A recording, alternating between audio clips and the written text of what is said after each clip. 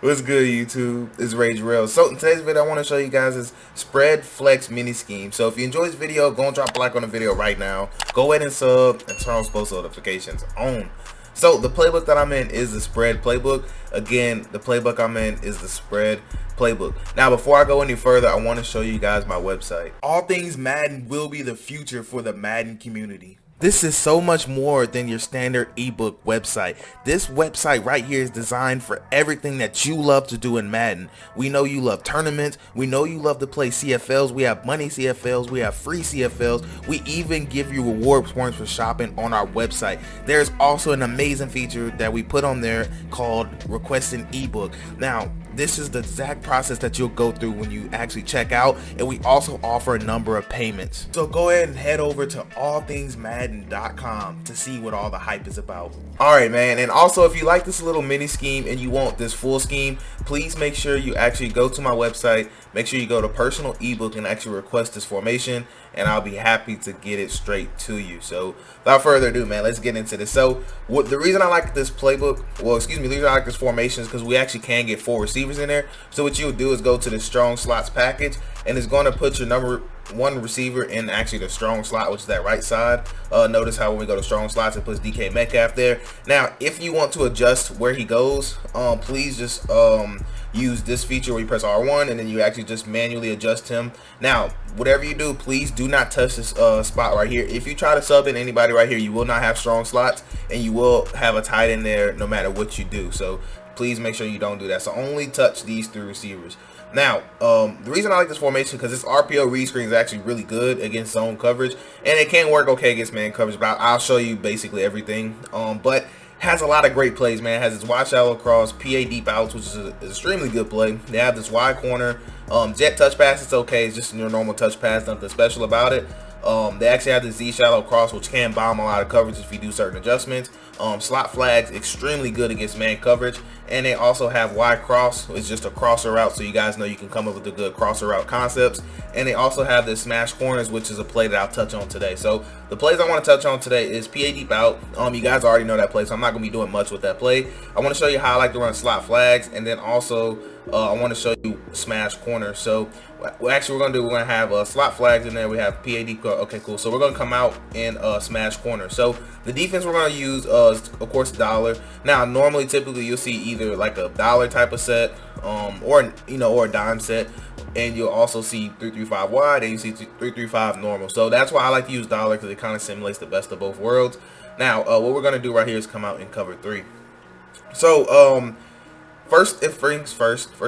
I did put some garbage D-line in here just so I can have time to throw the ball, but I still want to show you this RPO play. Just want to show you how it works on here. So notice how we're going to be able to read this right side, and if we flip the play, the only thing is you do give kind of a tail when you flip. That's on the downside of this formation. Now also there's one more downside too, and it's also motioning this guy across. If you try to motion this guy across to the running back side, he actually only goes to the slot, and you'll be able to see that here in a second. It'll make more sense when I do an actual passing play. So without further ado, man, let me go ahead and show you this. So right here, the reason I like this too is that you get a really nice speed burst on this particular read option. Notice how we were just literally able to run right by the end, and I technically should have just threw the ball out here, because you actually have the option to do that with this particular play. So here I'll try to show you again. Well, that time we are going to give it, and yes, I know I'm in a light defensive set, but as you can tell, it's an inside zone essentially. So it's good because this playbook has an inside zone, and it has this play counts as an inside zone, but they have an actual outside zone, if that makes sense. Like the play art, they have an actual call for outside zone, so you can kind of use both of them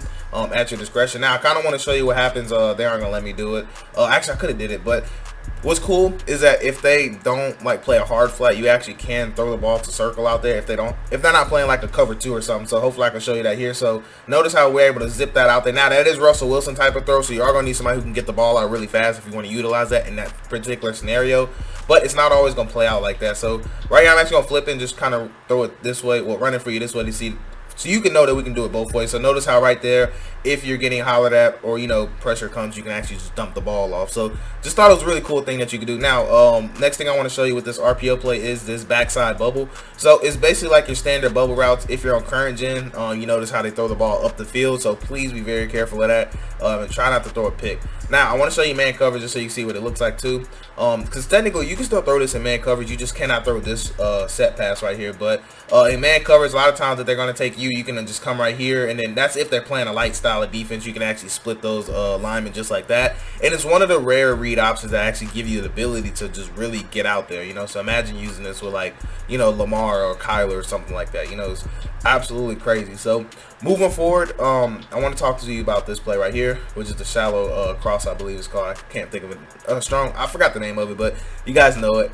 But the reason I like this is because there's actually two ways you can run this play. So the first thing you can do, you actually take this slot right here and motion them.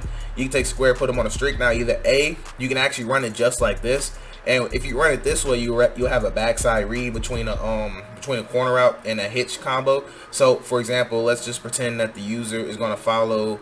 Let's say the user wants to follow this triangle route. So what you can do is be patient in the pocket, and then you could drift this way after the user commits, and then you can actually look for a dot right there on the sideline between, you know, depending on how they zone drop basically. But that way is going to keep the user, it's going to force the user to have to be honest, and that's what we want. We don't want the user to just be all over our concept. So now let's say they actually just slack a little bit. Let's say they roll right or something for some reason, or triangle is going to get a step. Now look what's going to happen.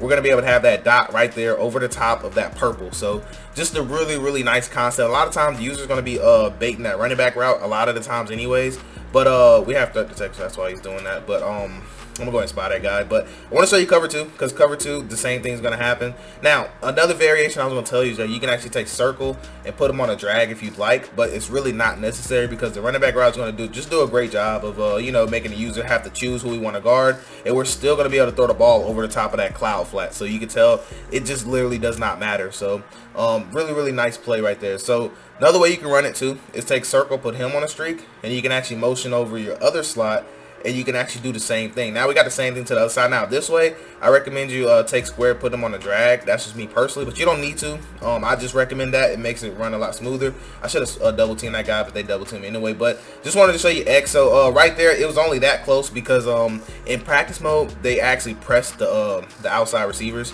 So in cover 3 or whatever, when they press, they actually, even though he's like kind of off, they still just, you notice how they just kind of press and play with him. Now obviously I could have, if they do that in the game, then just throw that for one play touchdown, but I'm just gonna tell you that never happens. That absolutely never happens in game. So this guy right here is who you're looking for, because you can tell this guy right here is just gonna get pretty much glitched out. He's not gonna be able to get back there, and that's an easy dot, you know. So that's just kind of what I was gonna tell you, that just never happens. That's legit only a practice mode thing. So next thing I want to show you is versus cover 2.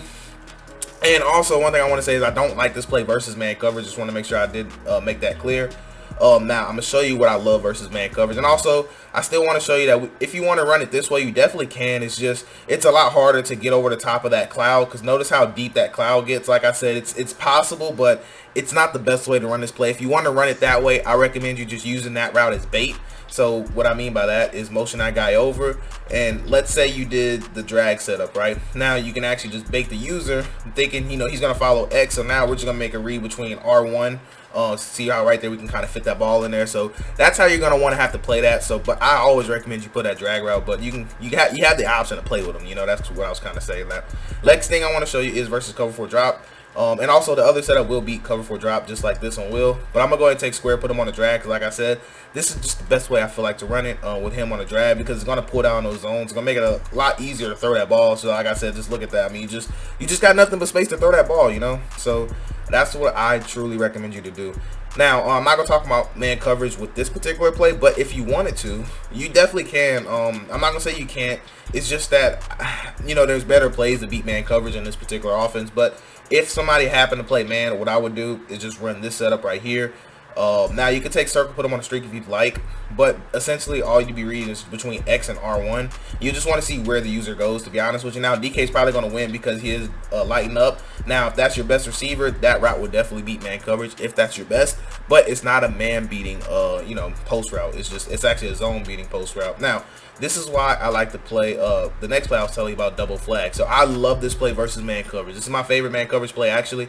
Not my favorite, but it depends on what style of man they're playing. Now, if if they're playing this style of man coverage, then where they don't have any purples whatsoever, we can actually just literally just pick on the user just with this play stock. If I had to make one adjustment, which you don't need to, I would actually take circle and just smart route his route, make it ran a little bit deeper, and then you see right here, I mean, just look at DK. I mean, that's just not even fair. I know it's because he's lighting up. I know, but we'll take a look at the other side though.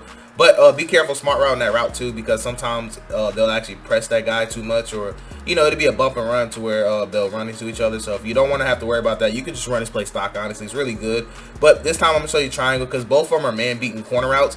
Just notice how right there he sticks his foot in the ground. That lets you know, hey, it's a man beating corner route. So just make sure you are being aware of that. So like I said, this is good because it's going to force your opponent to have to start dropping purples.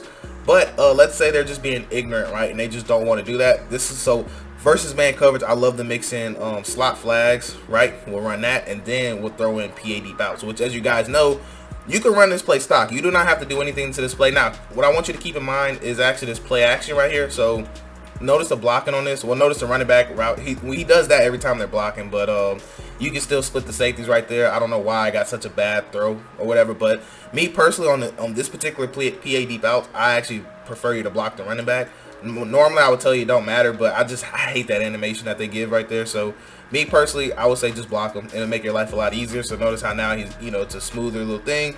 And then, like I said, you can just split those safeties. So if you wanted to, you can actually move DK Metcalf to that spot if you just wanted to have your best receiver running that route. But that route naturally beats man coverage. And it's so good because a lot of times the user, if you run this play, they're going to want to start spying on triangle. So when you do that, you can actually run slot flags, and then you can just throw this corner out just all night. And if they put a purple over there, and you notice they're starting to put a purple, so like they're playing some defense like this, right? And I'm gonna shade over the top. So let's say they're playing some defense like that. So what you can actually do is literally just run PAD bouts. Now you can set this up as many ways you want to. One thing that you can't do, I forgot to tell you, is you can't motion this guy across. So notice how I try to motion him, that's the farthest he goes. Now that is the receiver to the running back side, the outside receiver to the running back side. Okay, so what I'm saying now, so now the person that can't get motion is the receiver to the outside, well, excuse me, the outside receiver to the running back side. So notice how we can't motion him all the way across. So please make sure you are aware of that. But I like having my slots like this, my two best receivers in the slot, because it's going to allow me to flip the offense to be able to run exactly how I want to. But I'm gonna flip it back just because. But let's say they went purples with man coverage, right? So the good thing about this play, I'm gonna run a stock, but like I said, you can do whatever you want, motion who you want. But notice how triangle is just, as I got stuck on my lineman, but notice how triangles are just gonna be able to run straight past that deep pass. So they are going to have an extremely tough time trying to play man coverage, an extremely tough time. So also, they also have a different play where they have this guy running a post too. That's actually good against double purples for man coverage. So there's just so many things that you can do out of this offense, man. Now, quickly, I only want to show you one more thing, and then we'll be out of the video. I just want to show you what the jet touch pass looks like in this particular offense, and I also want to show you what the outside zone looks like. So I'll go ahead and put the outside zone in here, and then we're going to come out in the touch pass. And I just wanted to show you just so you can see. We'll actually do it out of a nickel 3-3-5 wide. Why not? So we'll do it out of a let's just go, I don't know, let's just go cover 3 buzz. Why not? So I just want to show you what it looks like. At least you guys might be curious about, is it good or not? And is this your normal jet touch pass? Like, it all depends on what they're running, what formation they're in, if it's good or not. It's just literally your typical jet touch pass. Nothing really special about it. Now, one thing that sucks is that you can't flip the play. So I'm trying to flip the play. So notice I'm pressing R2. Notice I press it again, and I press it one more time. But what's going to happen is that it's going to stay the same. So that's just the only thing you have to be worried about. So now, last thing I want to show you is outside zone. And like I said, again, it all depends on who you have. So notice how right there, everybody lines up. Maybe we're able to run outside that guy right there. I would only recommend run outside zone if you just know you have a really fast running back. If you don't, please don't run outside zone. Just run the read option. Now, what you can do also is double team any D tackle that you think might get instant sheds, and that'll kind of help contain them. Notice how right there they actually do a better job of blocking them. But anyways, man, that's gonna wrap it up for this little mini scheme. I hope you enjoyed this video. Seriously, if you like this video, comment, like it. I love hearing from you guys. Anything you have to say, I truly appreciate you guys. But anyways, that's gonna wrap it up for this video. I do hope you have a blessed day. I'm Ray Jarrell, and I'm out.